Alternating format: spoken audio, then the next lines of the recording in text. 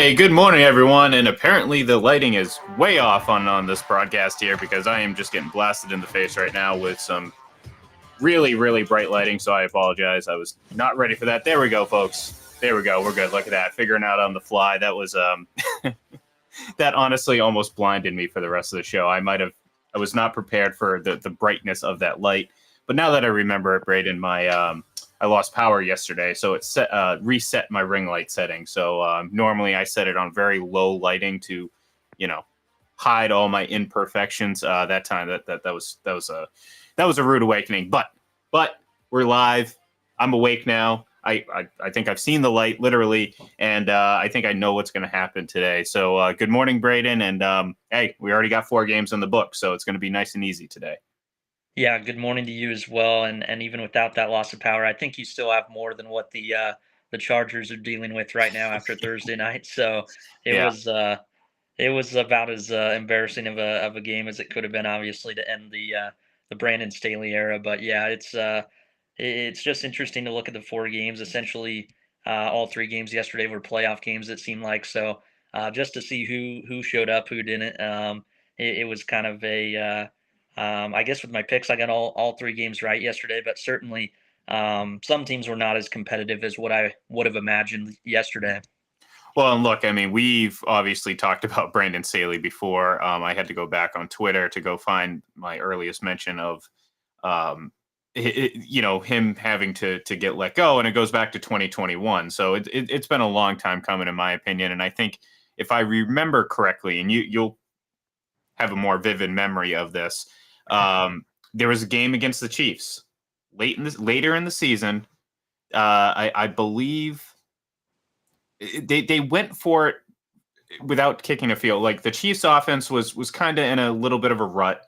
They Right. weren't scoring as much as they were earlier in the season, and the Chargers for they passed on a field goal, which would have given them a 2 possession lead.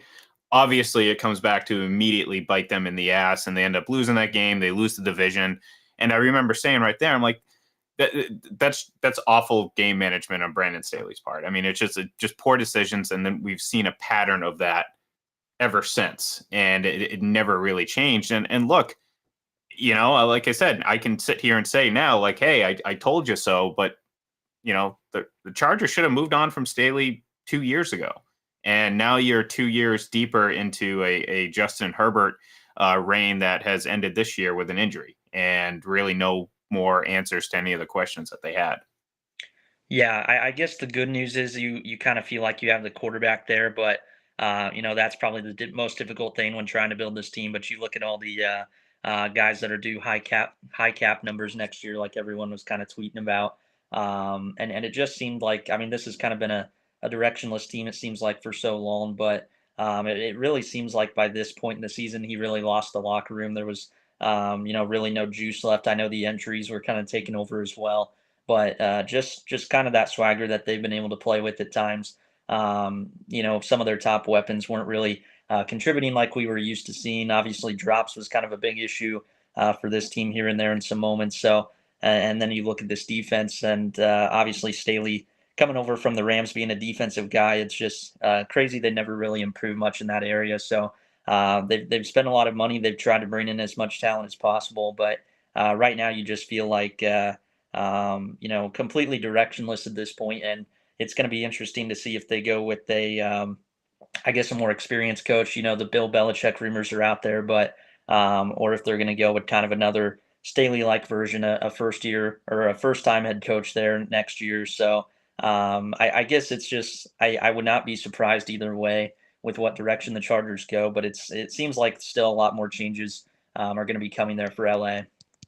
Well, the problem for the Chargers is, and this is a problem for any team out there looking for a new head coach, there aren't really many good ones out there.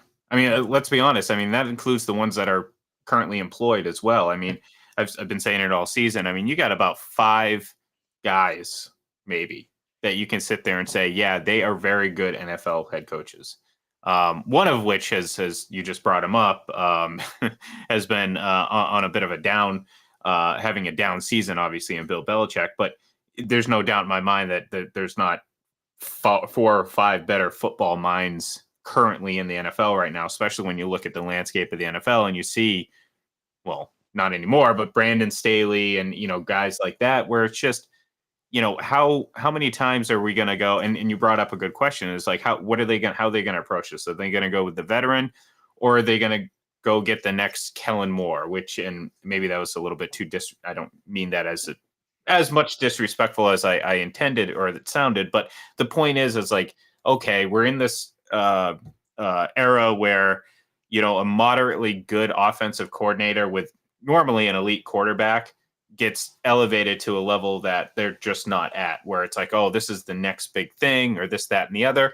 And more often than not, they might have a really good season here or there, but, it tends to even out. It's kind of like what we're seeing with these quarterbacks where, one really good season and you think they're elite. Next thing you know, they come back and they revert back to some, just a pretty good quarterback, not that elite version that you're used to seeing. So yeah, I don't know what direction they're going to go in, either direction that they do plan on going in. I think the Bill Belichick stuff, you can probably put that to rest. Ian Rappaport came out with I mean, it's a battle of reports right now. And, it's silly to begin with, but even before the Rappaport thing, the whole Belichick was already fired, but he's not really, but we're reporting it 4 weeks after all that stuff doesn't add up. So to me, I don't see Bill Belichick moving anywhere. So if the Chargers are hoping for Belichick, I would probably move on pretty quickly, because it's not going to happen, because it's going to put you behind the eight ball, because you're very likely going to see a couple more head coaches get kicked to the curb before the season's over or before the offseason gets rolling. Yeah, and I guess the biggest thing, I guess, with me and the Belichick thing, it feels like there's, I guess it feels like people are kind of saying there's a lot more discussion going on than what I would even believe right now. I don't know if, there's been as much, maybe hostility inside the building as what people are putting out there. I think it's just gonna be something that'll come up at the end of the season, and I feel like at this point it's more likely Bill's gonna stay than anything. So. But yeah, I'm with you. I would not really want to see him in the AFC West at this point, but it is going to be interesting to see in these battle of reports kind of who's the leader, and kind of what's the most correct out there. Yeah, and it's yeah, I mean, it's funny to see it, because I always think of the that South Park episode where Cartman is an early one, folks. I know show's been going on for a while, but he gets the psychics together, and they have a psychic off, or whatever you want to call it, but they're just basically making weird noises and tapping their temple in a living room at each other. And that's how I look at these battle of reports, because one of which I you could probably discern which one I'm talking about. One of which I feel like is literally just a load of crap thrown against a wall, and all too often. And look, we see it all over the place in this current media landscape. I mean, people will say things without the fear of necessarily being wrong, because it's not necessarily about being right or wrong. It's about being first, and that's what I think is going on right now. When the reality of it is, I believe, like it was reported earlier this season,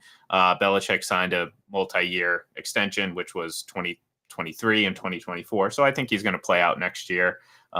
They have a nice chance to turn things around pretty quickly, if they can find a quarterback, and two, if they have plenty of money to spend in a high draft position. So there's certainly capital there with a team. And look, we're going to talk about it here in a minute when we get into our picks and preview and stuff like that. But a team that actually has a really good defense right now, and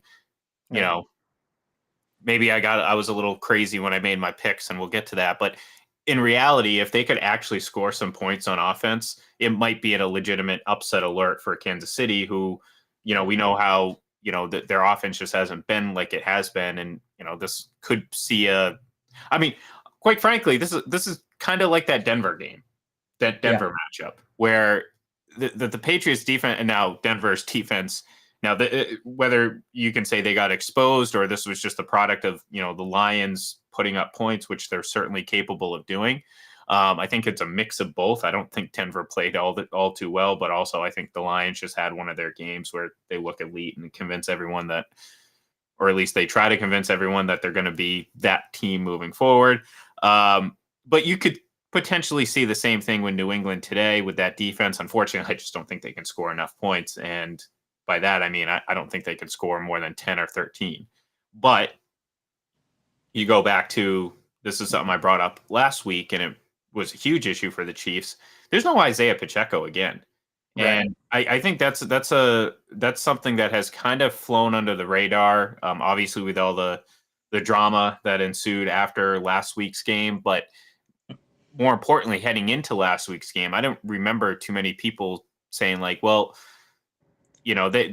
Kelsey's there," but Isaiah Pacheco's been a huge part of that offense when it's successful, and without him on the field, there was a noticeable difference. And I think this week it's going to be even more difficult. Like I said, if only the Patriots could score points, they might actually threaten this team.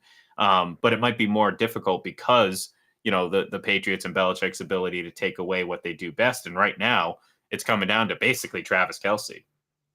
Yeah, and I think that's the thing that's like I don't know how many Chiefs fans have really realized it. I just think the formula to win the season, obviously it's not going to be like it was in the past. It's going to be more of a balanced approach. I don't think you're going to be able to win with many explosive plays with this group right now. So it's going to be kind of that just kind of classic three phase. All three phases is what it's going to take, and they haven't really been able to pick each other up with complementary football consistently last week. You had some late stops by the defense after they had a slow start. Chiefs had a 3-and-out even before that Kadarius Toney penalty where they only had like 3 yards, I think it was, at one point in the fourth quarter. So it's really coming down to just being okay with kind of grinding it out and not having as many explosive plays on offense, like you said. With Kelsey, he's been double teamed and triple teamed a little bit more. So it is going to be, I think, more on the running backs this week. I will say I was impressed with what Clyde Edwards-Helaire did last week. I didn't really expect that, but still, it's going to take a big game from him and Jerick McKinnon, I think, today.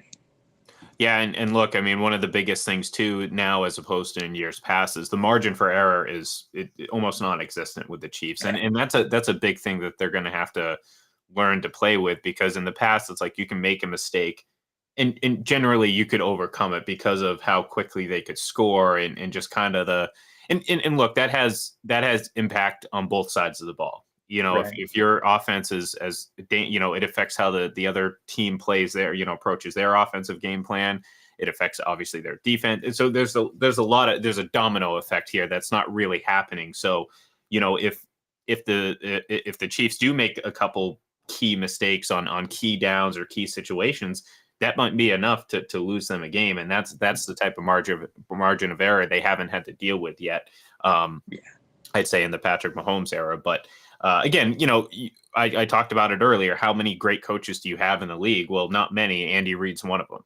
Again, how many great quarterbacks do you have in the league? Well, you don't really have many of them. Patrick Mahomes is one of them. So at the end of the day, it's a nice thing to fall back on. It can't be. I just caution, Chiefs fans or those rooting for the Chiefs, that it's not a guarantee, because again, it just hasn't been. This has been a different season. Things may change next year. They may get in a hot streak this year. I mean, hell, they have a pretty not so daunting list of quarterbacks to face over the next 4 weeks, so they could kind of find a groove here. But the reality of it is, it can't just be, oh well, we're good with the Chiefs. It's like, no, well, you're the Chiefs, but you got to make sure you don't make mistakes, and like you said, play complementary football, something that they haven't necessarily done against good teams, and that's the biggest concern. But you look at Yeah. the landscape of the NFL, and well, what team does? So Right. I mean, just in the AFC, I think everyone has their flaws. Ravens are probably the ones that are the most complete. It's kind of weird. They're not really doing anything necessarily flashy with Lamar right now, but they're just making the least amount of mistakes. They got a defense I think that's maybe second best right now in points allowed per game. It's just kind of that classic Ravens style, but maybe a little less flashy than what we've seen with Lamar. So they just right now know how to show up in the big moments. I thought the Rams were going to get him last week, and then that punt return to end the game was just kind of classic Ravens December football. It seemed like so. They probably have the least amount of holes, but it seems like in this AFC, everybody has some flaws right now. Right, and that's another thing to give hope to pretty much any team out there. I mean, you look at the Dolphins, who technically I believe they control their own destiny for the one seed. So if they win out, then they're going to be the one seed. Um, but I mean, do you trust the Dolphins? Certainly with a banged up Tyreek Hill, probably not. I mean, Yeah, they're still a good team, but again, the margin of error shrinks. It goes from, well, you can always just make it up with Tyreek Hill, to, well, you don't really have a good enough defense to balance out having a not so great offense. So they need Tyreek Hill out there, and he's going to be pretty much a true game time decision. We might find out here in the next hour or so. So yeah. um, Connor Williams is a huge loss up front as well. yeah, oh yeah, sure, oh absolutely. And it's like, these are the little things that doesn't necessarily get a lot of time spent on them, but for a team that again was playing, so to speak, with fire. Um, the Dolphins, they really can't afford to lose much more. And the funny thing is depending on how I'm going to be very curious to see how the Bills respond this week. Yeah, Are they going to build off that big win last week, or are they going to treat it like a Super Bowl and fall backwards into the abyss? Because look, there's an opportunity for Buffalo. As crazy as it sounds, at 7-6, there's an opportunity for them to maybe not necessarily win the division, because we are kind of running out of time here. But there's an opportunity for them to get that momentum in their favor, and certainly put some of these teams on their heels, because at the end of the day, they may be the most consistent of all these Buffalo, or of all these AFC teams, but they might have the highest ceiling if they can put it together. And that's right. a huge if, because, well, they have a pretty good quarterback. They have a pretty good defense. They can make plays. Again, there's a big if, and all it takes is a couple boneheaded Josh Allen throws to derail this whole thing. And that's possible at any given moment. So, but the big thing is how they're going to respond this week, coming off that big win. And I think that's going to tell us a lot about where this Buffalo team's going towards the end of the season. Yeah, they got I believe what Chargers, Patriots before the Miami game Yeah. in Week 18 as well. So definitely some opportunity. And like you said, if they just get it in, as far as the ceiling goes, I don't think there's anyone right now if they get in that would want to play them. It's kind of funny to see how their offense has picked things up with the change to Joe Brady at offensive coordinator. Mhm. James Cook has gotten going a little bit. You're seeing kind of the emergence of guys like Dalton Kincaid really show up in big moments right now. So if they get in, yeah, I don't think anyone's going to want to play them. People are talking about kind of Cleveland being a scary team, but obviously Buffalo would be a step up from that. Obviously, if they're able to sneak into this thing. Yeah, and look, I mean, we'll get to it here in just a minute, because we're about to give our picks for the rest of the weekend. But Buffalo's hosting Dallas this week. So fortunately for Buffalo, they're at home, and Dallas is a bit of a different team away from Jerry World, but still a pretty big game, and could be a big statement. Again, carry over that momentum that you started to build after the Kansas City game. See if you can capitalize on it and move forward into the playoffs. So, all right, we're going to move forward. By the way, I was 1-2 yesterday. It was not good. I picked Pittsburgh, and I also picked Denver. Did not work out well for me. So, anyways, we're going to start fresh. We got Sunday's action: Tampa Bay at Green Bay, a rematch of the 2020 NFC Championship game. Unfortunately, this is like that sequel, like, what is it, Home Alone 3, where you replace Macaulay Culkin, you have a whole new set of bad guys. That's pretty much what it is right now. It's not the 2020 NFC Championship game. But I'm going to take Green Bay at home. I mean, they've played some better football. Kind of a disappointing loss last week, but right now they're just a better team than Tampa Bay. So I'll take the Packers at home.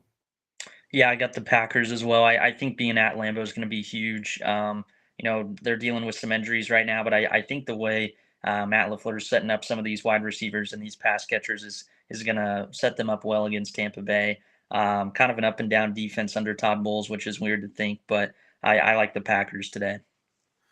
Oh, it's funny what happens when you don't have that elite offense to shoulder some of the load. It's amazing people don't subscribe to this thought process a little bit more because everyone just, oh, defense wins championships. No, it's like, look, if you have an elite offense, your job as a defense is markedly better. I mean, it's true. I mean, you're not dealing with extra possessions, elite offenses, and look what's happening. Tampa Bay doesn't have an elite offense anymore, and their defense has taken a step back. Surprise, surprise, just like it was in 2019. But okay, rant over. Next, we got Atlanta at Carolina. Battle of two teams who have lost Super Bowls to the Patriots. It's kind of funny, actually.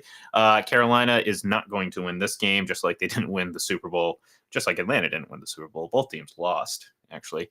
But Carolina is well entrenched as the worst team in the league right now, and I do not see that changing, even against an Atlanta team who isn't really that good, but because it's the NFC South, they're right in the mix for the division. So I'll take Atlanta on the road.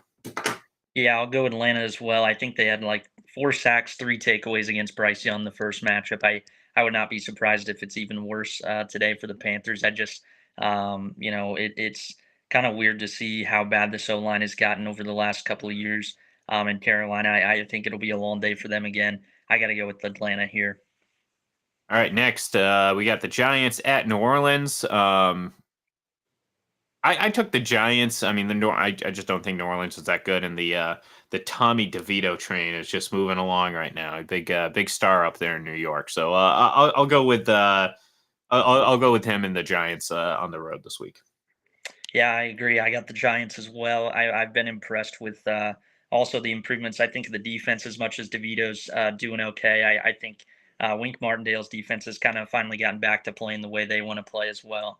It's just, yeah, it's a Saints team that just we talked about directionless earlier. This feels like a directionless team as well, even though they've invested so much into it. So I'm a little surprised they were as big of underdogs as they were, but I think Giants pull off the upset.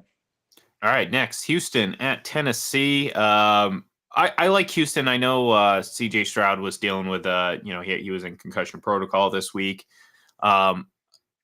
In Tennessee, I mean, I'll give them credit where credit's due. They had a nice game last week. I still like Houston on the road here. I mean, I think they understand that they're right in the thick of things, and the young up and coming team that's out the window right now. They're fighting for a playoff spot, so I'll take Houston.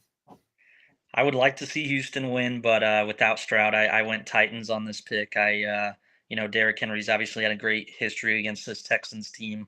We'll see if they're going to be able to turn it around against him for once, but just feels like a game that's going to be kind of perfect for Vrabel's Titans, able to kind of maybe play a defensive battle in this one and grind it out. So I like the Titans here.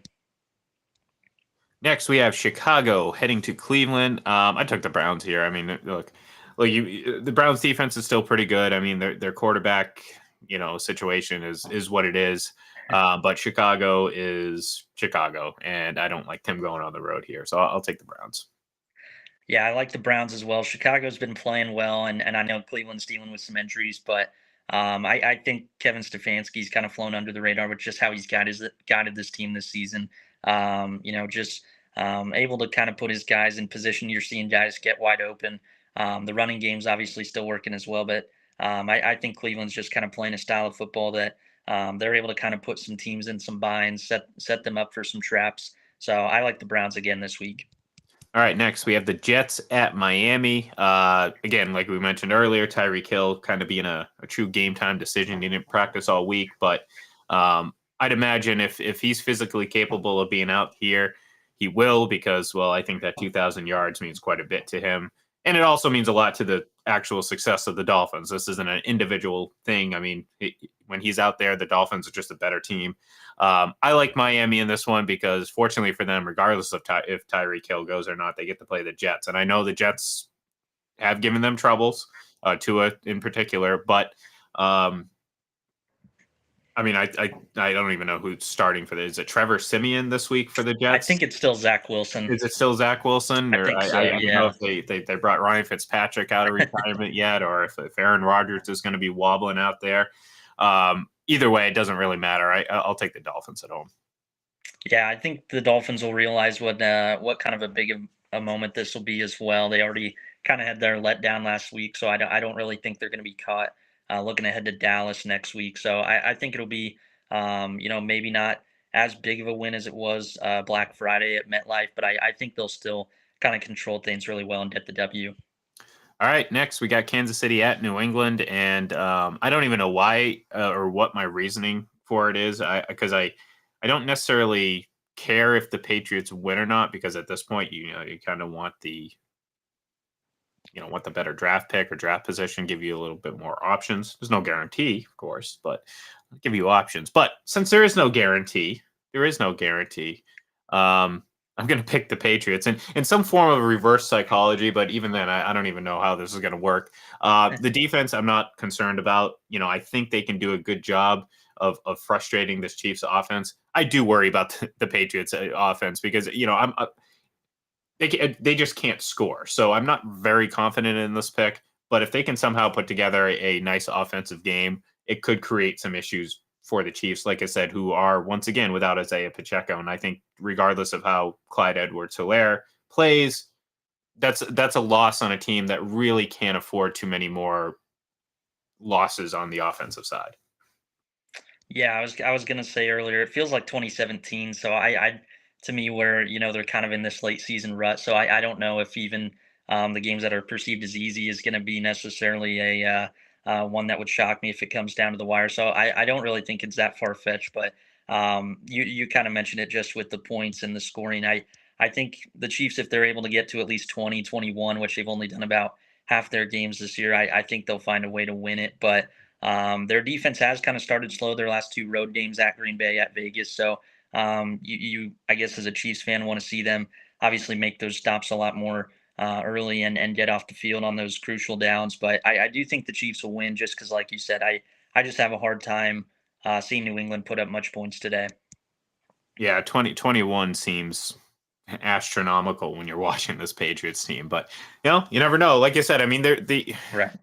they're not. I'm not going to say they're a good team. I'm not going to say they're not Carolina. Carolina looks like they're utterly lost. I mean, there's no. I don't. There's a lot of problems in Carolina. I think the Patriots have problems. I think they're very fixable.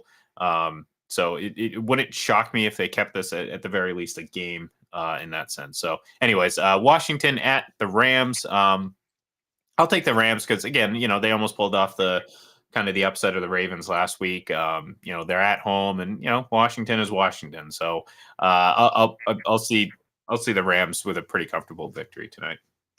Yeah, you kind of said it right there. Washington's Washington. They're obviously on probably their worst stretch of the season, even coming off a bye week this week. I don't really think they're going to keep it close at all. Matthew Stafford's been playing well. I think that'll continue today, so I got to go with the Rams. All right, next, San Francisco at Arizona, an NFC West battle. San Francisco, obviously, we're getting down to the nitty gritty where you have three teams essentially vying for that number one spot in the NFC. San Francisco, I think, is the best of the three, and I think they're going to take care of business pretty handedly against Arizona on the road. Yeah, I agree. Not a whole lot to add to this one. I think San Francisco kind of just can taste kind of that one seed coming, very very soon. They got a big game next week against Baltimore, but I think the way they're playing right now, we've seen all this MVP talk about Brock Purdy. He's obviously lighting it up every week. So don't really think this will be much of the game. I got to go with the 49ers. Yeah, and of those three teams, the 49ers, Cowboys, and Eagles, um, if San Francisco isn't the one seed, it's not the end of the world because you Right. kind of feel like they can go and win on the road. I already brought up Dallas. They're a much better team at Jerry World than away from it. So if anything, Dallas is probably looking at this as the most, the team that probably needs that one seed the most. So they're probably rooting for San Francisco and Philly to lose so they can sneak in and steal that. But they got to get past Buffalo first. And we talked about this game a little bit earlier about Buffalo's opportunity. I don't think they're going to come out flat, Buffalo. I just think they're going to get beat. Here I am talking about Dallas on the road and Dallas this, Dallas that. I think think they're going to be able to go into Buffalo and put up enough points to win this game, because at the end of the day, Buffalo, they can play very well. I think they're going to kind of play well coming out of last week's game. I don't think that's going to really have an impact. I just think Dallas is better, and they're playing better right now. So I'll take the Cowboys on the road. Yeah, year after year, it's kind of, you feel like Dallas is kind of perennially screwed come playoff time. When is the choke going to happen? But I think I feel kind of a bigger belief in Dallas at this point. It's not just because the offense is scoring as much as they are. I think it's just the confidence of this group right now.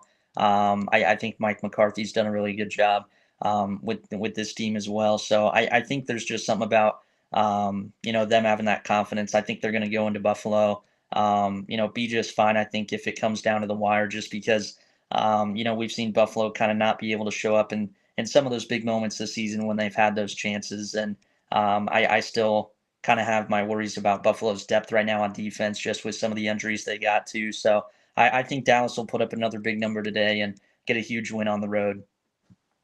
All right, next, Baltimore at Jacksonville, a potential AFC playoff matchup down the line. Jacksonville, I think, is I'm not going to call them a fraud, but they're certainly not the up and coming team I think a lot of people saw them as. I think they're just a pretty good team, and has a decently high ceiling, but they also have a pretty low floor. I like Baltimore on the road here. I can't really pinpoint. Baltimore just seems to do everything pretty well. They don't do anything necessarily great. You already mentioned it before. Lamar Jackson isn't having. It's not that he's not even having close to MVP like season like he had in 2019. It's just been pretty good. Pretty good. Yeah. Nothing crazy. I mean, normally, if you have a team as good as the Ravens, maybe you're talking about him legitimately as an MVP, and it really hasn't been the case. Certainly in the last couple of weeks, where it's, that discussion is starting to clear itself up pretty quickly. But I like the Ravens because they just keep winning, and quite frankly, I picked them to go to the Super Bowl beginning of the season, so I'm going to keep riding that. So I'll take Baltimore on the road.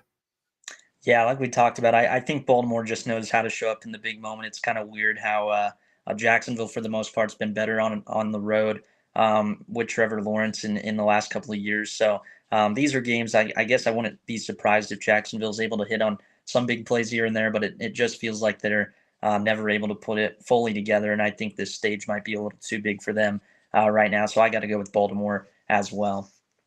All right, next, Philadelphia at Seattle. That's Monday Night Football. I believe if Philadelphia wins, they clinch a playoff spot, joining San Francisco, who right now is the team that has clinched. I like Philadelphia here. I mean, again, it's funny. I saw a stat this morning, and you kind of started to notice it, maybe last week or whatever. But this Philadelphia team has one of the lowest point differentials of teams that have 10 or more wins.